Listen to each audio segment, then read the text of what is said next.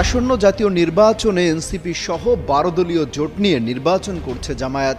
কয়েক দফা প্রার্থী পরিবর্তন এবং আসন ছাড় দিয়ে সারা দেশে নিজেদের প্রার্থী চূড়ান্ত করেছিল দলটি। তবে মনোনয়ন যাচাই বাছাইয়ে প্রার্থিতা বাতিলের হিড়িক পড়েছে জামায়াতে। এরই মধ্যে বিভিন্ন আসন থেকে জামায়াতের প্রার্থিতা বাতিলের খবর আসছে। সেই তালিকায় আছেন জামায়াতের সহকারী সেক্রেটারি জেনারেল, কক্সবাজার 2 আসনে জামায়াতের প্রার্থী হামিদুর রহমানও। আদালত অবমাননা সংক্রান্ত জটিলতায় তার মনোনয়ন বাতিল করা হয়েছে।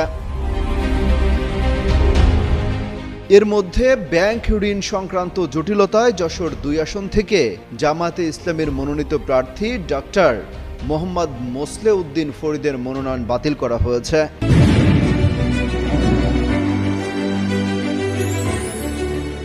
এছাড়া শিক্ষকতা পেশায় জড়িত থাকায় গাইবান্ধা 1 আসনে জামায়াতে ইসলামের প্রার্থী মাজিদুর রহমানের মনোনয়নও বাতিল করা হয়েছে।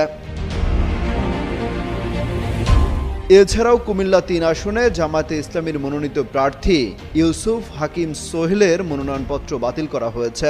অসম্পূর্ণ হলফনামা এবং হলফনামায় সব তথ্য না দেওয়ায় তার মনোনয়নপত্রটি বাতিল করেন রিটার্নিং কর্মকর্তা।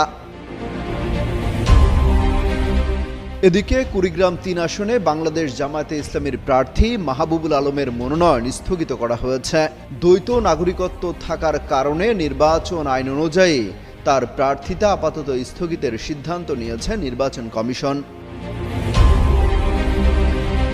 তবে মনোনয়নপত্র বাতিল বা স্থগিত মানেই তিনি নির্বাচন থেকে ছিটকে গেলেন তা বলার সুযোগ নেই, কারণ মনোনয়নপত্র বাছাইয়ে রিটার্নিং কর্মকর্তার সিদ্ধান্তের বিরুদ্ধে আপিল দায়েরের সুযোগ রয়েছে। 5 জানুয়ারি সোমবার থেকে 9 জানুয়ারি শুক্রবার পর্যন্ত আপিল করা যাবে। আপিল নিষ্পত্তির তারিখ 10 জানুয়ারি শনিবার থেকে 18 জানুয়ারি রোববার পর্যন্ত। প্রার্থিতা প্রত্যাহারের শেষ তারিখ 20 জানুয়ারি মঙ্গলবার।